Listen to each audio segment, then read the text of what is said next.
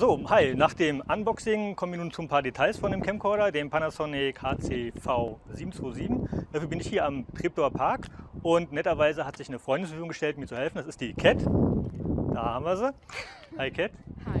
Ja, und damit ich auch jemanden vor der Kamera habe, wenn ich hinter der Kamera bin und die bediene, wird sie sich netterweise zur Verfügung stellen. Die Cat hat übrigens auch demnächst einen eigenen YouTube-Kanal. Ich werde den dann hier vielleicht auch verlinken oder ihr seht ihn dann unten in der Beschreibung. Kommen wir jetzt zu den Details.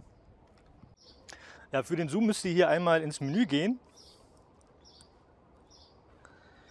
Über Aufnahmeeinstellungen. Da habt ihr den Zoom-Modus, da gibt es verschiedene Zoom-Modi aus, 50-fach, 60-fach und 1500-fach, wobei die letzten beiden als Digital-Zoom zu sehen sind. Sollte man nicht benutzen, aber im Fall der Fälle eventuell doch ganz nützlich. Deswegen nehme ich jetzt mal den maximalen Digital-Zoom. So, die Cat ist so freundlich und bedient hier die andere Kamera, damit ihr das sehen könnt.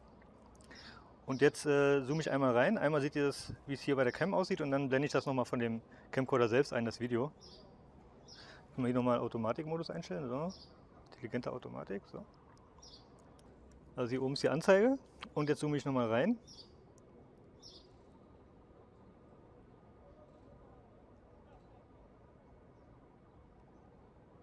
Noch ist es im optischen Zoom-Bereich.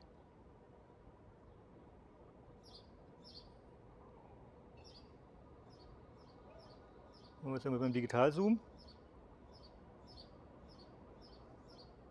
1500-fach. Ich gehe jetzt nochmal raus. Und ich zoome jetzt mal auf den Fernsehturm.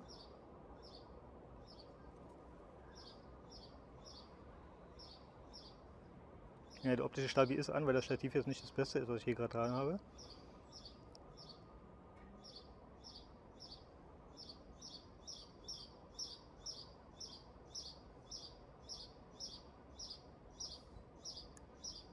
Also seht, das ist schon ziemlich weit. Ich gucke mal, ob ich hier was sehe, was noch ein bisschen weiter entfernt ist. Ja, nämlich mal die Fahne da ganz hinten. Auf diesem Gebäude hier. Und nimm mal die Hand gleich vom Stativ. In der Hoffnung, dass es nicht so wackelt, entschuldigt.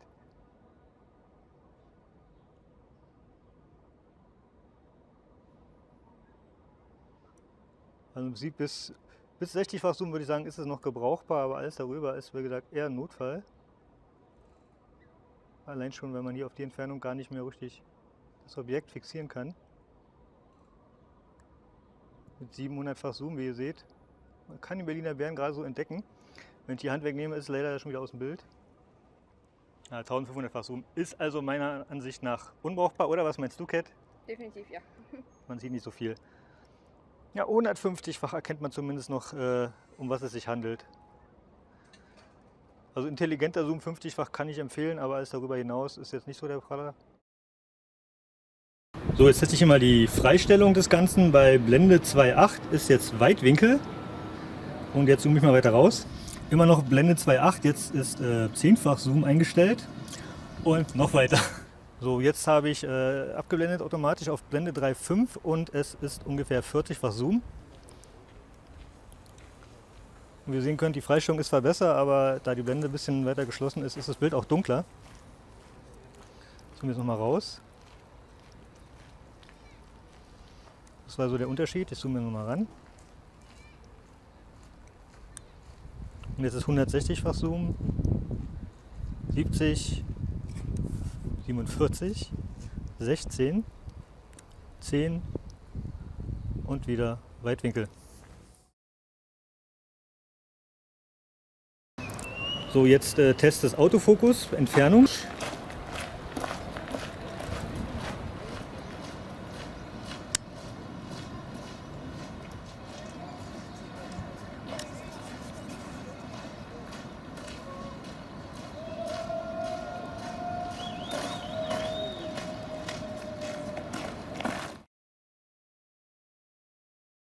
Aufnahme Autofokus mit der Sony A57.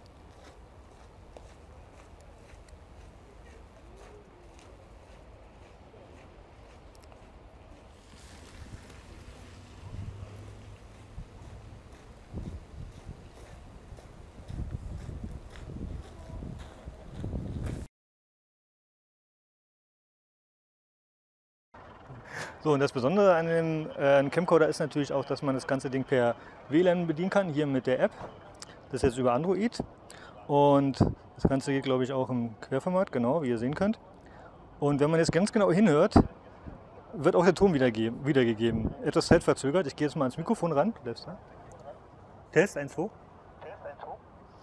Und dann wird das Ganze hier mit übertragen. Und man kann natürlich auch die komplette Kamera dann fernsteuern, indem man jetzt zum Beispiel den Zoom benutzt.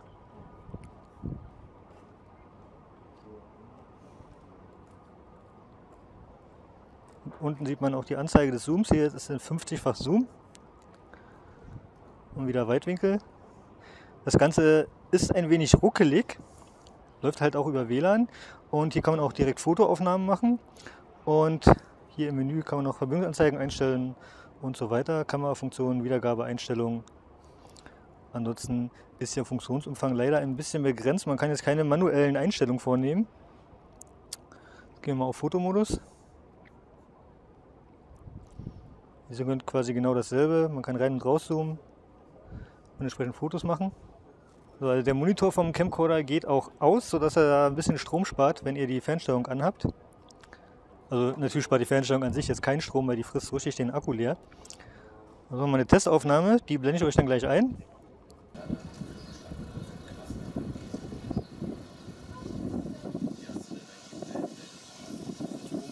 Nochmal die Anzeige, in welchem Modus aufgenommen wird, in dem Fall 1080p.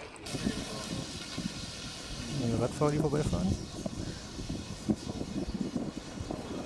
Was ihr dafür bräuchte, ist halt ein Smartphone-fähiges, ein WLAN-fähiges Smartphone oder Tablet.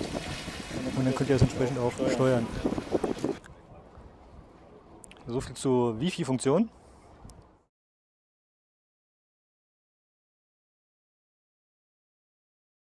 Nachdem ihr jetzt den Zoom und die Wi-Fi-Funktion gesehen habt von dem Camcorder, zeige ich euch noch kurz den Stabi, und zwar einmal in Bewegung. Da würde ich die Cat zur Verfügung stellen, die laufe ich immer ein bisschen hinterher und filme. So, jetzt ist Zwei-Hand-Aufnahme mit dem internen Bildstabilisator und auf Weitwinkel. Zoom jetzt mal ran. Dreifach.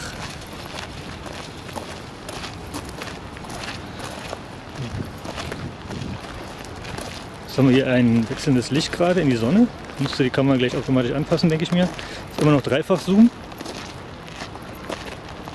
Ich bin ein bisschen beladen mit Rucksack und so, also es wird wahrscheinlich noch ein bisschen stabiler gehen.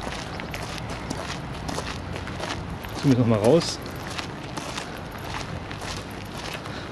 Das wäre so der Stabi vom Camcorder.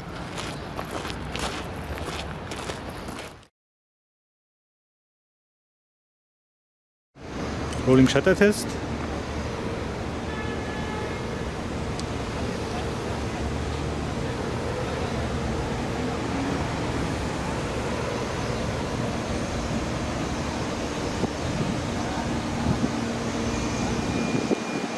Und Rolling Shutter Test bei vierfach Zoom. Der Stabi ist aktiv, weil er meistens ja auch aktiv bleibt.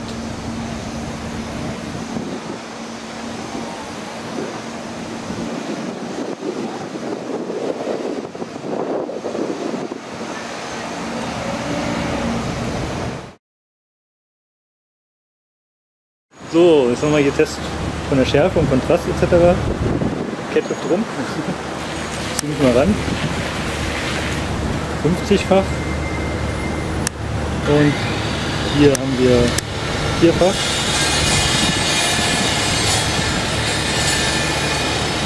Sehr schön.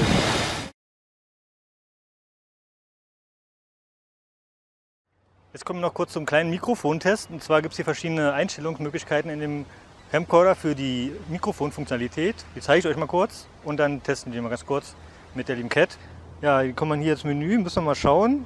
Das war hier, glaube ich, über das Menü.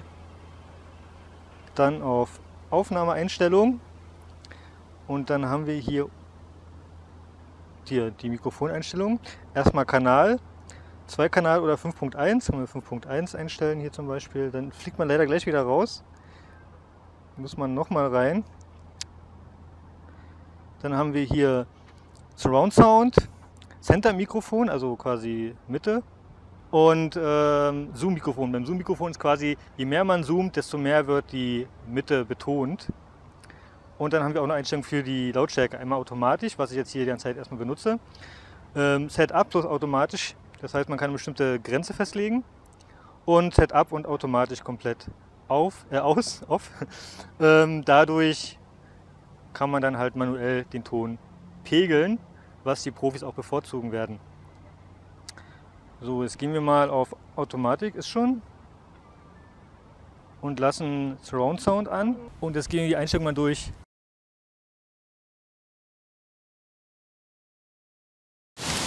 5.1 Aufnahme und automatisch und Weitwinkel eingestellt und ja, alles komplett automatisch. Test 1, 2, 3. Immer noch 5.1, jetzt mit Zoom-Mikrofon. Test 1, 2, 3.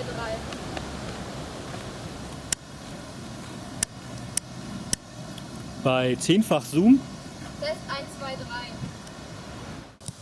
3. 5.1 bei Center-Mikrofon. Test 1, 2, 3. Center-Mikrofon und Zweikanal. Test 1, 2, 3. Okay, Zweikanal und Zoom-Mikrofon. Test 1, 2, 3. Herangezoomt. Test 1, 2,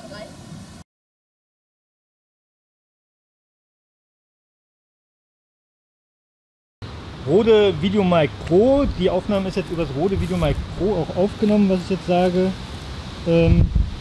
Eingestellt ist es auf 0 dB und auf Automatik. Test 1, 2, 3. Jetzt mit Setup plus Auto Gain Control. Test 1, 2, 3. Jetzt manuell, also Auto Gain Control ausgeschaltet. Test 1, 2, 3. Ja, jetzt habe ich das Ganze hier nochmal mit der App aufgenommen. Läuft jetzt über den Camcorder und dem Rode VideoMic Pro und zusätzlich habe ich noch mein Lavalier-Mikrofon hier dran. Ja, jetzt haben wir alles durch, die wesentlichen Sachen. Wenn ihr noch Fragen habt, könnt ihr sie gerne stellen. Aber ich denke mal, die essentiellen Sachen, Bildqualität, Rolling Shutter etc. und der Stabi dürfte jetzt geklärt sein. Ja, danke an Cat nochmal. Kein Problem. Und wenn ihr noch Fragen habt, postet einfach unter dem Beitrag. Bis zum nächsten Video und ich hoffe, es war informativ für euch. Bis dann.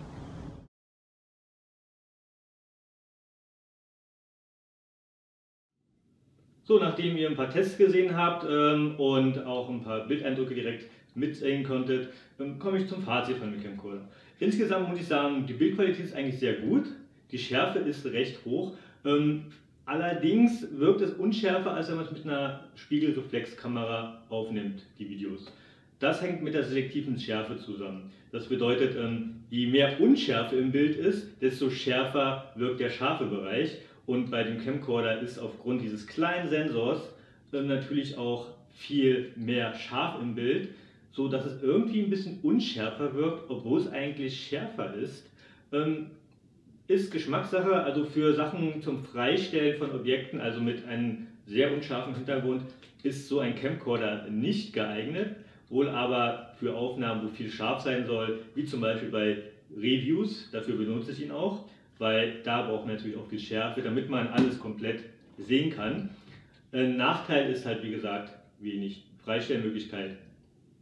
Wenn man das Objekt jedoch nah an der Kamera hat oder stark ranzoomt, beziehungsweise es kombiniert, dann kann man mit dem Camcorder auch schon Freistelleffekte erzeugen. Vorteil ist natürlich, dass man hier auch externe Mikrofone anschließen kann. Ein Beispiel habt ihr ja im Video gerade gesehen. Das Display ist halt drehwendbar etc. Die Fernsteuerung konntet ihr auch gerade sehen. Das Bild, die Nachtaufnahmen, es hat immer so eine Art Grundrauschen im Video. Finde ich ein bisschen störend, ist aber eigentlich halb so wild, ist bei vielen so. Und wenn man es auf dem Fernseher betrachtet, dann fällt es auch nicht weiter auf. Beim PC und wenn man jetzt ganz genau hinguckt, fällt es natürlich auf. Und je dunkler es wird, desto mehr Rauschen hat man natürlich. Zum Thema Low-Light-Fähigkeit, also Aufnahmen im Dunkeln, bei Nacht. Die Aufnahmen sind durchaus brauchbar. Man sieht natürlich, dass es rauscht, aber es ist ein Rauschfilter quasi drin und das Bild ist durchaus noch betrachtbar. Allerdings ist es bei Straßenlicht, wie ihr sehen konntet, ein bisschen dunkler als die Realität, beziehungsweise das menschliche Auge kann die Helligkeit ein bisschen besser kompensieren, als der Camcorder das kann. Zum Lowlight-Aufnahmen ist es also nicht ganz so geeignet, würde ich sagen. Dafür hat man halt eine große Schärfentiefe. Ja, der Autofokus ist sehr praktisch, besonders für Videos und so weiter. Er ist auch flink genug, wie ihr sehen konntet. Da kommt man mit einem manuellen Fokus wie einer Spiegelreflex oder einem Phasenautofokus für Videos wie bei der Sony-Kamera nicht hinterher. Der Camcorder ist da wesentlich flinker, hat aber auch damit zu tun, dass einfach mal der Schärfebereich viel größer ist als bei den größeren Sensoren. Die Tonqualität ist absolut in Ordnung für einen Camcorder. Die internen Mikrofone der Spiegelreflexkameras sind wesentlich schlechter und von daher schon ein Vorteil. Fotos habe ich jetzt nicht getestet. Ich kann sagen, die Bildqualität ist ungefähr so wie bei mäßigen bis schlechten Handys. Also für Fotos würde ich das nur im Notfall benutzen. Habe ich auch schon mal gemacht, als ich keine Kamera in der Hand hatte. Allerdings, wie gesagt, nur für den Notfall. Vorteilhaft ist auch, dass man hier hinten einfach per Anstecker halt ein externes Mikrofon benutzen kann. Und wenn man sowas wie das Rode VideoMic Pro nimmt, das ist unten auch nochmal verlinkt, bei Amazon könnt ihr das zum Beispiel kaufen, dann ragt das auch nur so ein Stück vor, also ist nicht im Bild. Zum Zoomen ist absolut ausreichend der Zoom, also man kann zwar 1500-fach einstellen, digital, aber wie ihr sehen konntet, no go. Maximal 50-fach würde ich empfehlen. Störend finde ich die manuellen Einstellmöglichkeiten. Der Camcorder ist zwar dafür berühmt, dass man hier bei dem Panasonic-Modell viel manuell einstellen kann, aber man kann nur Blende oder Belichtungszeit manuell regeln. Das heißt, der Rest scheint sich irgendwie automatisch zu verstellen, habe ich so ein bisschen den Eindruck. Wenn man Blende runterregelt, die ISO und so weiter kann man wiederum nicht regeln. Es fehlt also noch ein bisschen an weiteren Einstellmöglichkeiten, die Profis halt gerne mal hätten. Also für richtige, professionelle Arbeiten kommt drauf an, was ihr macht. Für Unboxings und einfache Videoaufnahmen, Reviews etc. absolut in Ordnung.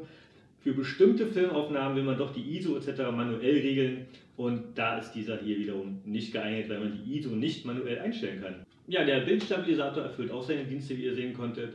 Er macht das Bild recht stabil. Treppentest habe ich jetzt mal ausgelassen. Aber ihr konntet ja im Gehen sehen, wie gut der Stabi wirkt. Von daher absolut in Ordnung. Und mit einer Glidecam oder einem Schwebestativ kann man wahrscheinlich noch ein bisschen mehr rausholen. Allerdings bei so kleinen Camcordern, die wehen dann so ein bisschen wie eine Fahne im Wind. Je schwerer die Kamera, desto leichter zu stabilisieren. Ja, was ich nicht testen konnte, war die Verbindung mit NFC. Ich habe leider kein NFC-fähiges Smartphone, aber ich denke mal, das dürfte auch funktionieren. Von daher kein Problem. Die Fernsteuerung mit dem Smartphone ist auf jeden Fall recht praktisch, insbesondere wenn man alleine arbeitet.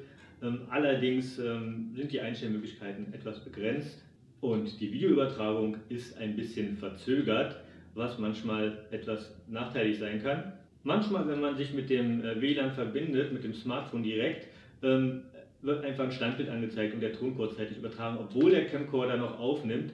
Das sind so kleine Probleme, die WLAN leider so an sich hat anscheinend.